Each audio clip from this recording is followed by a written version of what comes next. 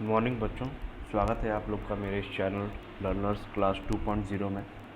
आज हम लोग मैथ्स का पहला चैप्टर, पहली इकाई प्राकृतिक संख्याएं पढ़ेंगे। ठीक है, प्राकृतिक संख्याएं जिसे हम इंग्लिश में कहते हैं नेचुरल नंबर्स। नेचुरल नंबर्स, ठीक है। आइए पढ़ते हैं। देखिए हम इस पाठ में क्या क्या पढ़ेंगे।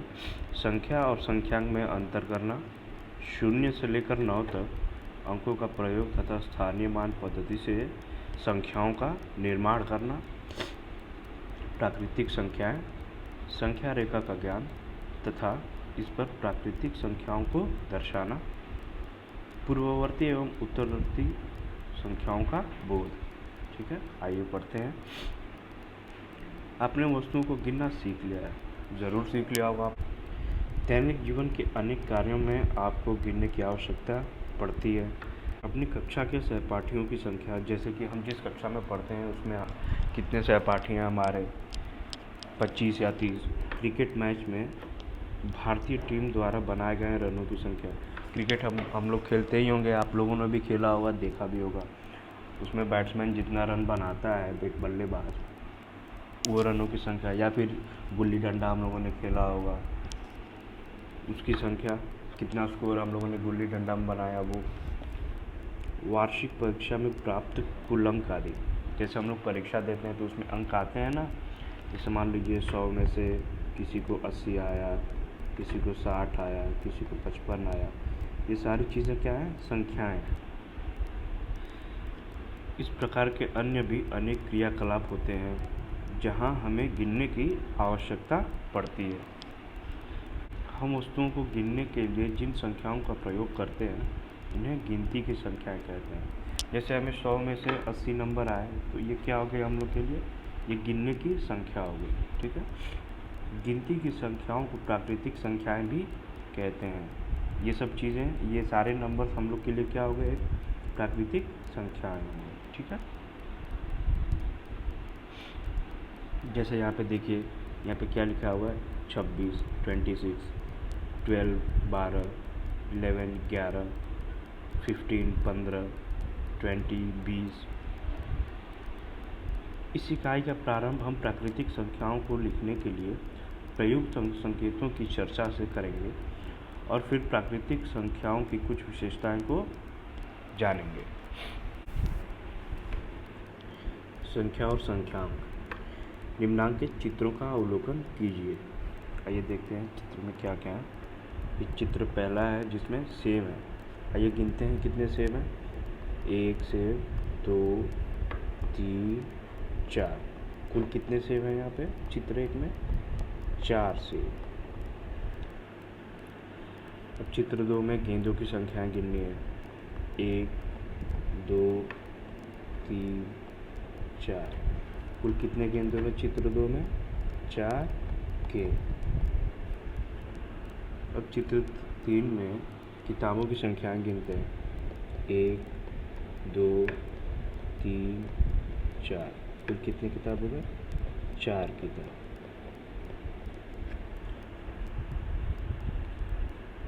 चित्र 1 में सेबों की संख्याएं कितनी है? तो चित्र 1 में हम लोगों ने सेबों की संख्याएं कितनी गिनी थी? 4 सेब। ठीक है, तो कितनी सेब हो गए? 4 सेब। अब चित्र 2 में गेंदों की संख्या कितनी है? तो हम लोगों ने कितने गिने थे? 4 गेंद। कितने गेंद हो गए? 4 गेंद। अब चित्र 3 में पुस्तकों की संख्या कितनी है? तो चित्र 3 में हम लोगों ने किताबों की संख्या 4 तक गिनी थी, तो 4 किताब। 4 किताबें।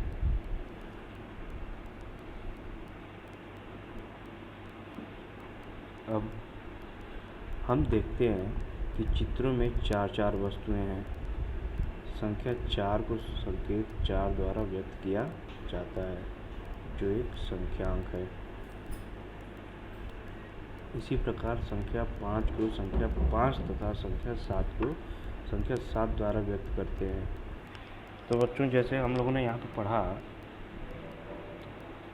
जैसे 4 सेब हैं, 4 गेंद हैं, 4 किताबें। इसे हम किस तरह से प्रदर्शित करते हैं लिखकर?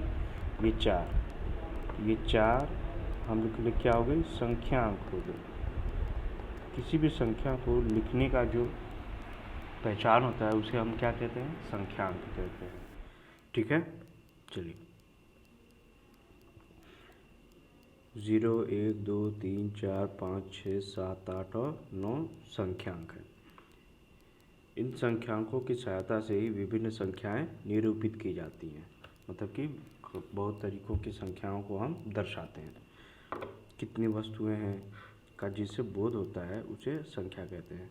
कितनी वस्तुएं हैं अगर यदि कोई पूछता है तो हम बताते हैं 1 है, 2 है, 4 है, 5 है, तो वो क्या हो जाती है? हम लोग के लिए संख्या हो जाती है। संख्या को जिन संकेतों द्वारा व्यक्त करते हैं उन्हें संख्यांक कहते हैं। अब जैसे किसी ने पूछा कितनी किताबें हैं, हमने बताया 4, तो उस 4 को कैसे व्यक्त करेंगे हम लोग? 4 ऐसे व्यक्त करेंगे। तो ये हम लोग के लिए क्या हो गई? ये संख्यांक हो गई। ठीक है। संख्यांक का अर्थ है संख्या को लिखने के लिए प्रयुक्त अंक। सबसे पहले विभिन्न सभ्यताओं में 1 से लेकर 9 तक संख्याओं के लिए संकेत विकसित हुए हैं। सबसे पहले 1 से लेकर 9 तक के संख्याओं के लिए सांकेतिक चिन्ह विकसित हुए थे। निम्नलिखित सारणी का अवलोकन कीजिए जिसमें 1 से 9 तक संख्याओं को संकेतों द्वारा विभिन्न लिपियों में प्रदर्शित किया गया है। आइए देखते हैं इसे। ये देवनागरी है पहला।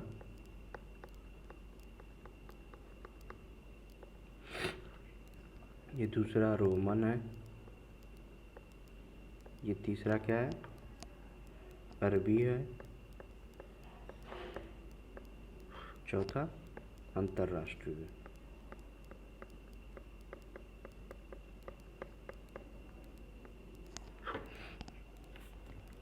तो देवनागरी में हम कैसे लिखते हैं 1 से 9 तक संख्याओं को?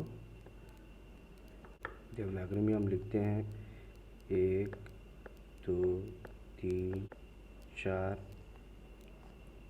5, 6, 7, 8, 9 और रोमन में 1, 2, 3, 4, 5, 6, 7, 8, 9 और अरबी में देखते हैं हम लोग। अरबी में 1, 2, 3, 4, 5, 6, 7, 8 और 9। और अंतर्राष्ट्रीय में तो हम सब जानते ही हैं 1, 2, 3, 4, 5, 6, 7, 8 और 9।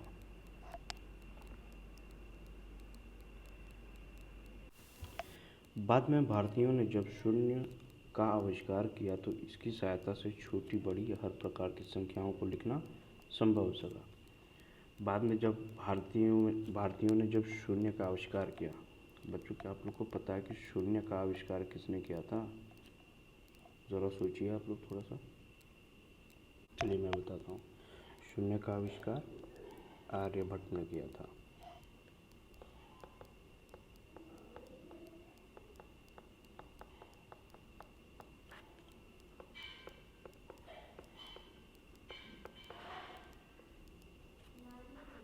जिसकी वजह से हम लोगों ने 10 लिखना सीख गए थे और शून्य को इकाई के स्थान पर रखकर, तो 1 से लेकर 10 तक की गिनती हम पूरा कर पा रहे थे।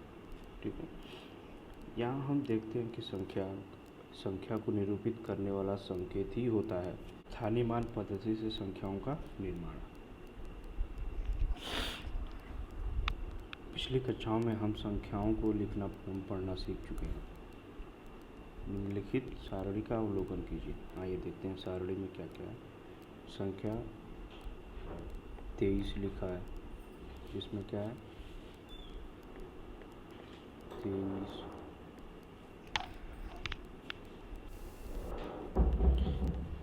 जिसमें संख्या कौन कौन सी प्रयुक्त हुई है? 2 और 3। 705, जिसे 705। इसमें कौन कौन सी संख्या? 7, 0 और 5।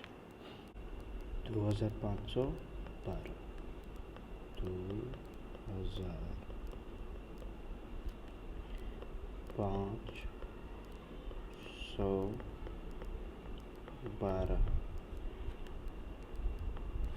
इसमें कौन कौन सी संख्याएं प्रयुक्त हुई हैं?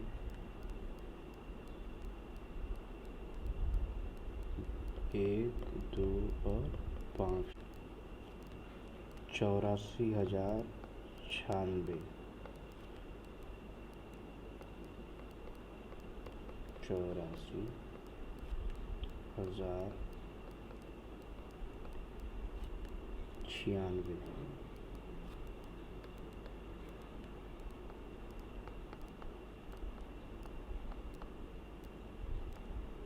इसमें कौन कौन सी संख्याएं प्रयुक्त हुई हैं? 0, 4, 6, 8 और 9। ठीक है। यहाँ हम देखते हैं कि विभिन्न संख्याओं के निर्माण में 0 से लेकर 9 अंकों का ही प्रयोग किया गया है। ठीक है, आइए आगे देखते हैं क्रियाकलाप।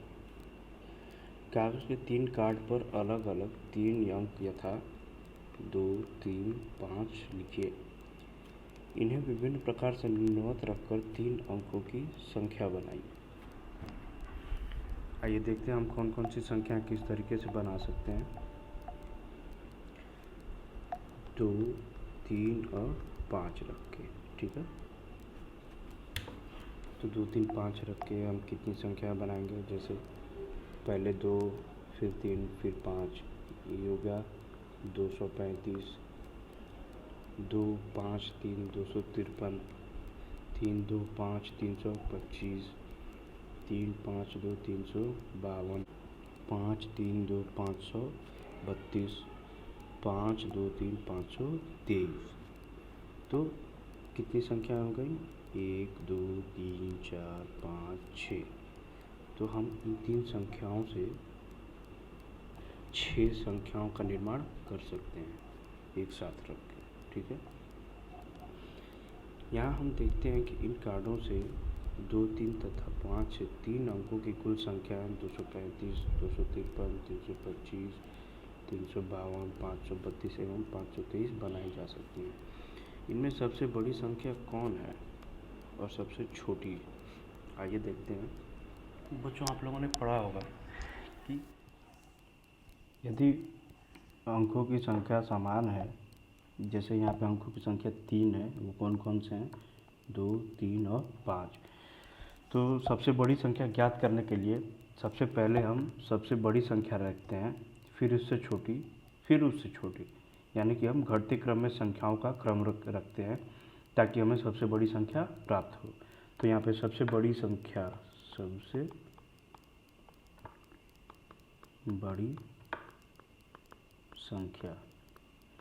प्राप्त करने के लिए हमें क्या रखना पड़ेगा? सबसे बड़ी संख्या प्रथम रखेंगे। तो 2, 3 और 5 में सबसे बड़ी संख्या 5, फिर उससे छोटी 3, फिर उससे छोटी 2। तो ये हमें क्या ज्ञात हो गई? सबसे बड़ी संख्या। और सबसे छोटी संख्या ज्ञात करने के लिए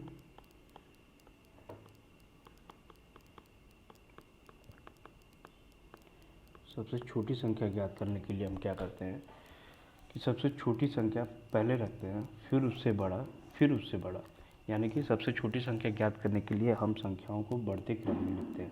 तो यहाँ पे सबसे छोटी संख्या कौन सी हो गई? 2, फिर उससे बड़ी 3, फिर उससे बड़ी 5। तो सबसे छोटी संख्या कौन सी हो गई? 235। तो यहाँ पे 532 सबसे बड़ी संख्या और 235 सबसे छोटी संख्या। ठीक है, आइए ध्यान दें, इनमें किसी भी संख्या में अंकों की पुनरावृत्ति नहीं है।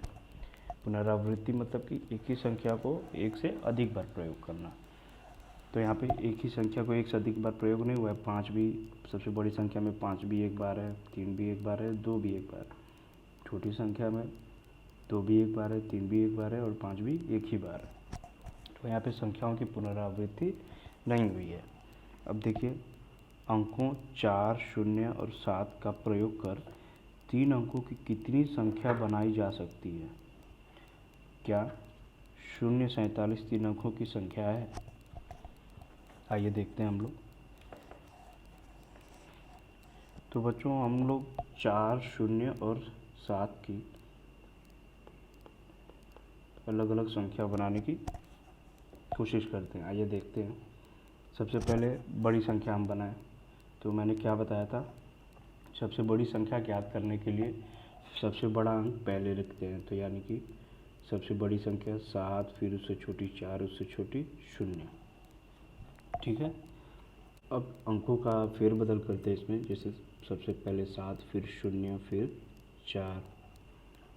अब 4 को प्रथम रखते हैं, 4, 0, 7, फिर 4, 7, 0। अब 0 को हम लोग प्रथम रख सकते हैं क्या? नहीं रख सकते हैं। क्यों? क्योंकि मैंने आप लोग को बताया था, यदि अंकों के प्रथम स्थान पे यदि हम 0 रखें और फिर बाद में कोई भी संख्या है, या फिर ये 0, 47 या फिर 0, 74, तो यदि संख्या 0 प्रथम स्थान, तब कि ये गणना में नहीं आती। तो हमें या तो 0 को संख्याओं के बीच में या फिर संख्या के अंत में लिखते हैं। ठीक है। आइए, इसी प्रकार 7, 6 और 0 लेकर 3 अंकों की सबसे बड़ी संख्या लिखनी हो तो वह संख्या 760 होगी, परंतु सबसे छोटी संख्या 067 न होकर 607 होगी। देख लिया बच्चों यहाँ पे आप लोगों ने। यदि 067 लिखते हैं तो यहाँ पे क्या होगा, 0 सबसे पहले आ गया संख्या में, जिसकी गणना नहीं की जा सकती, इसीलिए इसे संख्याओं के बीच में रखना पड़ेगा। 607, यहाँ पे 607 होगा। सबसे छोटी संख्या में 0 को छोड़कर सबसे छोटा अंक सैकड़े के स्थान पर, 0 दहाई के स्थान पर और सबसे बड़ा अंक इकाई के स्थान पर है। ठीक है। देखिए बच्चों, यहाँ पे 4, 7 और 9 का सबसे बड़ा अंक और सबसे छोटा अंक बना के दिखाया है। ठीक है।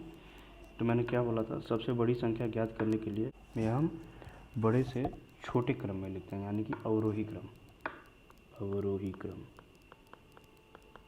उसे हम क्या कहते हैं? अवरोही क्रम। अवरोही क्रम में क्या होता है, बड़े से छोटे की ओर, जिसे हम क्या कहते हैं इंग्लिश में? Descending order.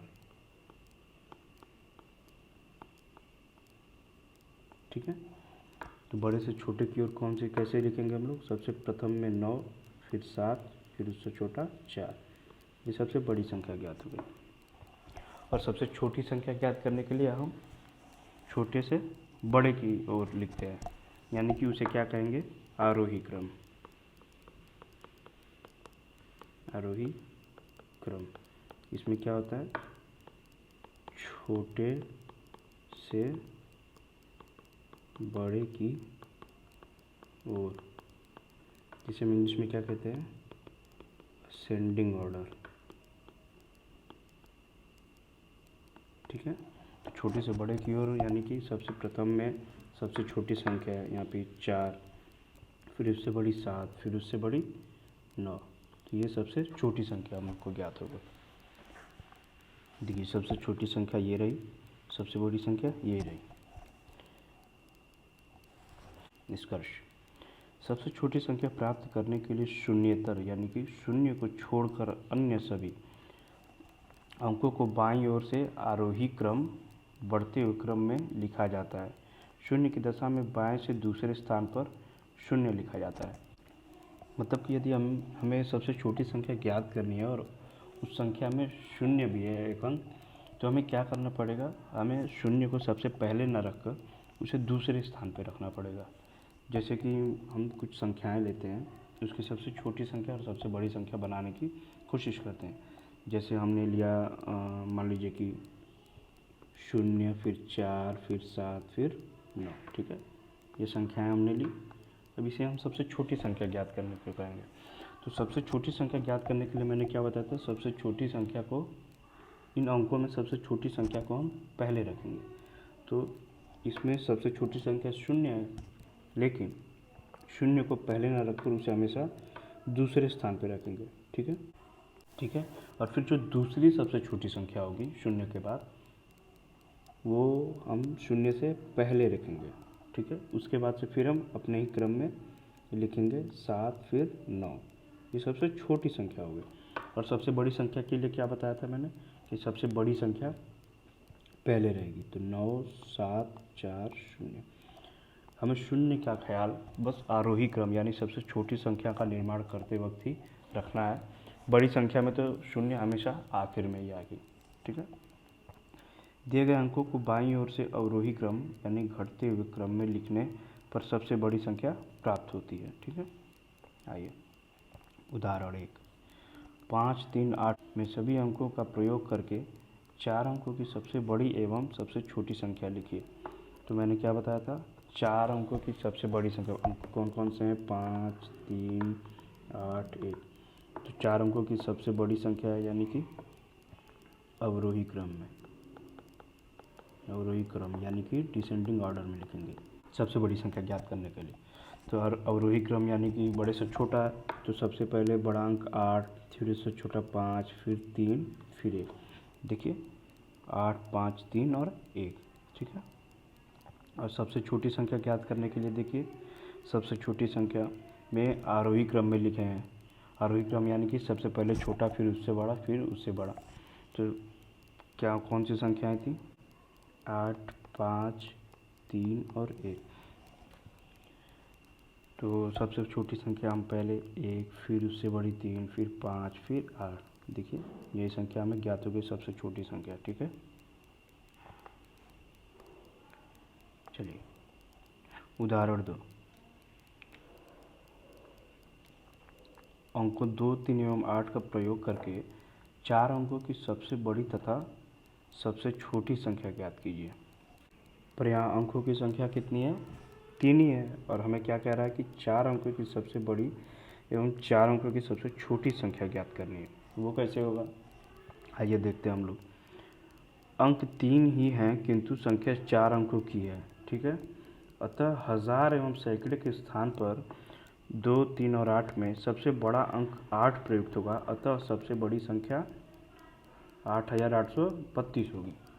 इसका मतलब यदि हमें सबसे बड़ी संख्या ज्ञात करनी है तो जैसे कि हम लोगों को पता है हमें संख्याओं को अवरोही क्रम में लिखना है, तो सबसे पहले हम 8 लिखेंगे, परंतु संख्या तो यहाँ पे 3 है, तो हम क्या करेंगे, उसी बड़ी संख्या को एक बार और लिखेंगे, फिर अवरोही क्रम को यहाँ पे लागू करेंगे, फिर 3, फिर 2।